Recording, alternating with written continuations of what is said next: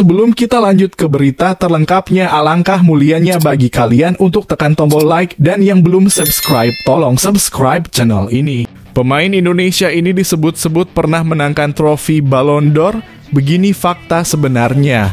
Kronologi dan penjelasan Sandy Walsh soal kakinya cedera hingga tulangnya kelihatan. Promosikan boy band asal Jepang, Pratama Arhan kena sindir netizen. Egy Maulana Fikri berpotensi perpanjang daftar pesakitan timnas Indonesia, tambah pusing 7 keliling Shin Tae-yong jadinya. Erick Thohir beri restu Shin Tae-yong jadi penasihat Seongnam Football Club, sembari tangani timnas Indonesia dengan satu syarat berat. Banyak pemain inti cedera, proses naturalisasi Jay Itzes dan Nathan Chu Aon dikebut hingga sudah di DPR.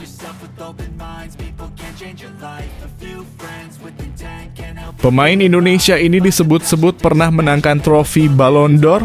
Begini fakta sebenarnya. Pemain Indonesia Boaz Solosa disebut-sebut pernah memenangkan trofi Ballon d'Or, padahal faktanya tidak demikian. Disinformasi ini beredar di media sosial TikTok. Akun TikTok @rafa_m_h_i mengunggah sebuah meme yang mengindikasikan bahwa Indonesia pernah memenangkan sebuah gelar Ballon d'Or. Di kolom komentar, dia mengklaim bahwa ada pemain Indonesia yang pernah merengkuh gelar bola emas tersebut, yaitu Boaz Solosa.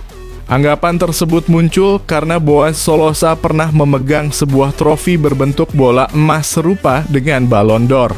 Faktanya itu adalah trofi pemain terbaik Indonesia Soccer Championship 2016 silam. Pada saat itu Persipura Jayapura keluar sebagai juara dalam turnamen pengganti Liga Indonesia tersebut. Namun gelar pemain terbaik untuk Boaz justru disangka sebagai trofi Ballon d'Or oleh warganet belakangan ini. Faktanya Boaz Solosa tidak pernah meraih gelar Ballon d'Or tersebut. Legenda timnas Indonesia itu memang merupakan salah satu pesepak bola terbaik yang pernah dimiliki negeri ini, namun tidak pernah sehebat itu untuk bisa menjadi yang terbaik di dunia.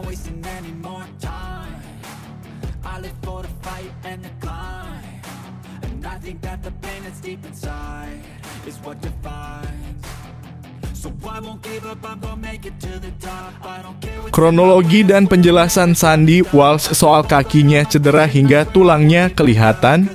Kejadian buruk menghampiri bek timnas Indonesia Sandy Walsh karena ia harus mengalami cedera parah hingga harus mendapat jahitan di kaki kirinya. Pemain berusia 28 tahun itu dipastikan mengalami cedera, dan begini kronologi dari cedera yang menghampiri Sandy Walsh. Pemain keturunan Indonesia Belanda itu sebenarnya diberi kepercayaan oleh Steven de Voer sejak menit pertama. Akan tetapi saat tampil bersama tim dalam tambahan waktu, Sandy Walsh mengalami benturan keras pada menit ke-1. Setelah benturan keras itu terjadi, ternyata pada menit kedua kaos kaki yang dipakai Sandy Walsh terlihat berubah warna merah. Cedera yang dialami Sandy Walsh memang terlihat cukup serius hingga sang pelatih menyebut bisa melihat tulangnya.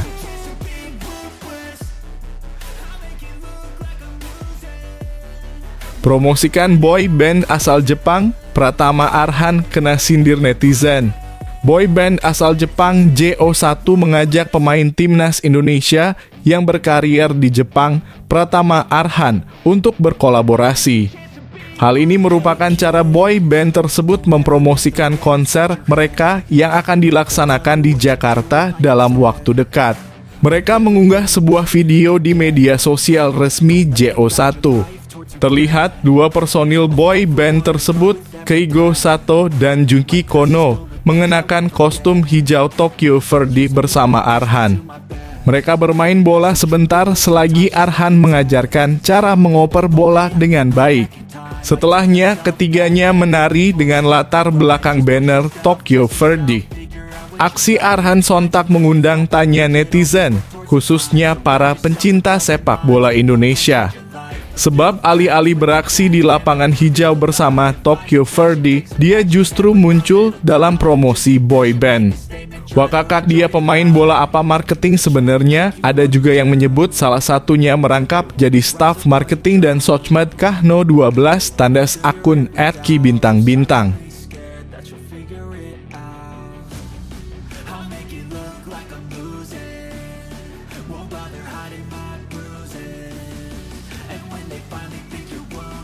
Egy Maulana Fikri berpotensi perpanjang daftar pesakitan timnas Indonesia, tambah pusing 7 keliling Sintayong jadinya. Kabar ini tentunya menjadi kabar buruk menjelang putaran kedua kualifikasi Piala Dunia 2026 zona Asia. Egy Maulana Fikri mengalami kesakitan ketika membela Dewa United di laga kontra Borneo Football Club pada lanjutan Liga 1 2023 hingga 2024 Sabtu. Laga itu sendiri berakhir dengan kemenangan Borneo Football Club berkat hat-trick dari pemain timnas Indonesia Stefano Lillipali. Sempat terduduk di lapangan, Egy kemudian dihampiri tim medis dan dibawa keluar. Egy nampak menahan rasa sakit di bagian selangkangannya kala menuju tepi lapangan. Perannya kemudian digantikan oleh Feby Eka Putra pada menit 58. Itu artinya Egy berpeluang menambah panjang daftar cedera pemain timnas Indonesia jelang putaran kedua kualifikasi Piala Dunia 2026. Bertambah lagi pemain timnas cedera, semoga tidak pusing Sintayong.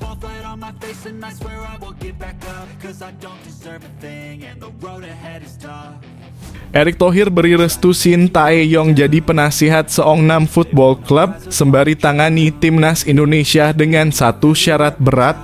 Ketua Umum PSSI Erick Thohir beri restu Sintayong jadi penasihat Seongnam Football Club sembari tangani timnas Indonesia. Namun Sintayong diperingatkan tentang hasil yang perlu diraih oleh skuad Garuda julukan timnas Indonesia. Erick Thohir mengonfirmasi bahwa Sintayong telah berbicara dengannya tentang hal itu selama tidak menyita waktu. Erick memberikan contoh dirinya sendiri yang kita tahu menjadi Menteri BUMN, Ketum PSSI, serta ambil peran dalam keanggotaan lainnya. Gak apa-apa, beliau dalam kurung Sintayong sudah bicara sama saya, kata Erick kepada awak media di Surabaya. Kan itu bukan day to day, saya juga jadi penasehat di sini, di situ, sambungnya. Hanya saja, Erick mengingatkan satu hal kepada Sintayong. Mantan Presiden Inter Milan itu menegaskan bahwa yang terpenting adalah prestasi untuk timnas Indonesia harus menjadi nomor 1.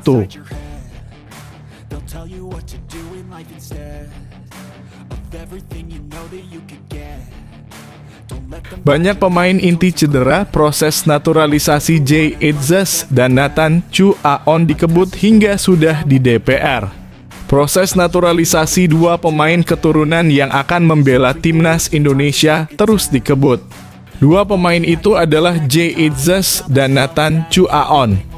Terkini urusan naturalisasi Jay Itzes maupun Nathan Chu Aon sudah berada di Dewan Perwakilan Rakyat dalam kurung DPR. Kepastian ini disampaikan oleh Menteri Pemuda dan Olahraga dalam kurung Menpora Dito Aryo Tejo. Di lokasi yang sama, Ketua Umum PSSI Erick Thohir mengatakan bahwa Federasi dan Menpora saling bersinergi untuk bisa merampungkan naturalisasi dua pemain kelahiran Belanda tersebut. Saya dan Menpora sedang bekerja keras, kata Erick Thohir. Erick menuturkan naturalisasi Jay Itzes dan Nathan Chu Aon diprediksi beres pada Maret 2024.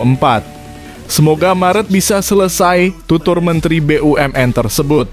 Kalau November selesai, cium tangan Menpora, tutupnya.